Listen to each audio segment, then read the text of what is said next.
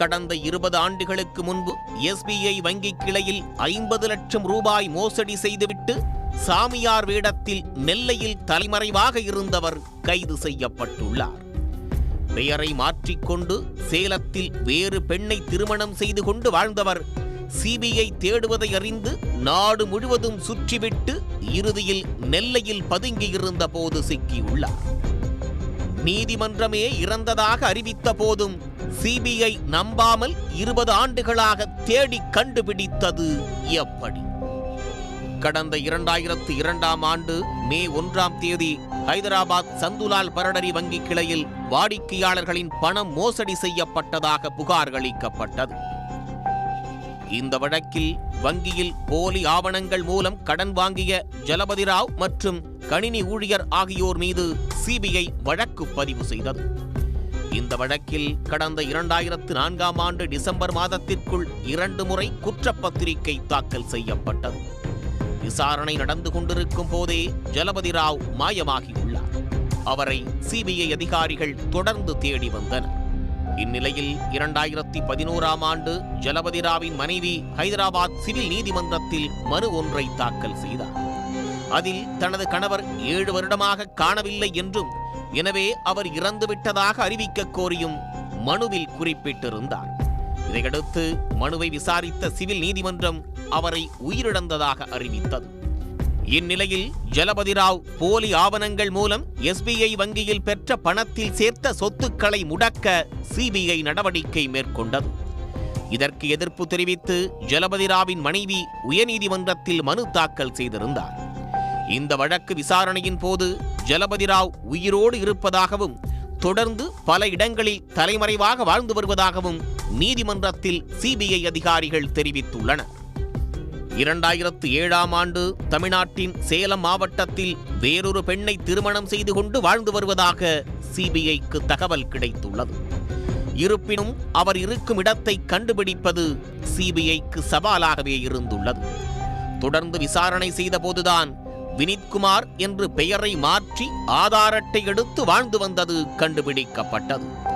மேலும் ஜலபதி ராவ் முதல் மனைவியின் மகனிடம் தொடர்பில் இருப்பதாக CBI அதிகாரிகள் கண்டுபிடித்தனர். அதனை அடிப்படையாக வைத்து தேடிச் சென்ற போது கடந்த 2014ஆம் ஆண்டு யாரிடமும் சொல்லாமல் சேலத்திலிருந்து போபாலுக்கு தப்பிச் சென்றுள்ளார். இதனால் CBI அதிகாரிகளால் அவரை கைது செய்ய முடியவில்லை. தொடர்ந்து தேடி வந்தபோது ஜலபதி ராவ் வட மாநிலங்களில் தலைமறைவாக இருந்ததாகவும் குறிப்பாக உத்தராகண்ட் மாநிலம் ருத்ரபூர் என்ற பகுதியில் பள்ளி ஒன்றில் ஆசிரியராக வேலை பார்த்ததாகவும் விசாரணையில் கண்டுபிடிக்கப்பட்டது. 2016ஆம் ஆண்டு CBI அதிகாரிகள் ஜலபதி ராவை உத்தராகண்டிற்கு தேடிச் சென்றுள்ளனர். அங்கிருந்தும் அவர் தலைமறைவானதால் ஆதார் அட்டையை வைத்து CBI அதிகாரிகள் அவரை தேட ஆரம்பித்தனர். குறிப்பாக ஜலபதி ராவ் பயன்படுத்திய ஜிமெயில் மூலமாக CBI தேடி வந்தபோது அருங்காபாத் பகுதியில் உள்ள வெருள் என்ற கிராமத்தில் ஆசிரமம் ஒன்றில் சாமியாராக இருந்து வந்தது தெரிய வந்துள்ளது. அங்கு சுவாமி விதித்தமானந்த தீர்த்தா என்று ஆதார் அட்டையில் பெயரை மாற்றிக்கொண்டு சாமியாராக 2021ஆம் ஆண்டு டிசம்பர் மாதம் வரை இருந்தது தெரிய வந்துள்ளது. அங்கிருந்தும் சுமார் 70 லட்சம் ரூபாய் பணத்தை மோசடி செய்து தப்பிச் சென்றதும் CBI விசாரணையில் கண்டுபிடிக்கப்பட்டது. அதன்பின் ராஜஸ்தான் பரத்பூர் பகுதியில் கடந்த ஜூலை மாதம் வரை விதித்தமானந்த தீர்த்தா என்ற பெயரில் சாமியாராகவே தங்கியிருந்த ஜலபதி ராவ் இறுதியாக தனது பக்தர் மூலம் திருநெல்வேலியில் சாமியாராக இருந்தது தெரிய வந்துள்ளது. தொடர்ந்து 10 முறை தனது தொலைபேசி எண்ணை மாற்றி CBIயிடமிருந்து தப்பித்து வந்துள்ளார். பல ஆண்டு காலமாக தப்பித்து வந்த ஜலபதி ராவ் தமிழ்நாட்டிலிருந்து இலங்கைக்கு தப்பிச் செல்ல இருப்பதாக அதிகாரிகளுக்கு தகவல் கிடைத்துள்ளது. இது குறித்து விசாரணை மேற்கொண்ட போதுதான் நெல்லை மாவட்டம் நரசிங்கநல்லூரில் அவர் இருப்பது தெரிய வந்தது.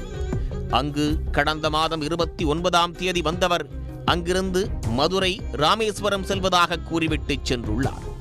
CBI அதிகாரிகள் நெல்லை சென்று கண்காணித்து வந்துள்ளனர். கடந்த 3ஆம் தேதி மீண்டும் நெல்லைக்கு வந்தபோது CBI அதிகாரிகள் அவரை கைது செய்துள்ளனர். பின்னர் ஜலபதி ராவை ஹைதராபாத் அழைத்துச் சென்று CBI சிறப்பு நீதிமன்றத்தில் ஆஜர்படுத்தி சிறையில் அடைத்தனர். 20 ஆண்டுகளுக்கு முன் வங்கி மோசடி வழக்கில் தேடப்பட்டு வந்த நபர் உயிரிழந்ததாக கூறப்பட்ட நிலையில் சிபிஐ அதிகாரிகளின் பல ஆண்டு கால தொடர் தேடுதல் வேட்டை காரணமாக தமிழ்நாட்டில் பதுங்கியிருந்த போது கைது செய்யப்பட்ட சம்பவம் பரபரப்பை ஏற்படுத்தியுள்ளது. சன் நியூஸ் வாட்ஸ்அப் சேனலை ஃபாலோ செய்யுங்கள். QR கோடை ஸ்கேன் செய்து சன் நியூஸோடு இணைந்திருங்கள்.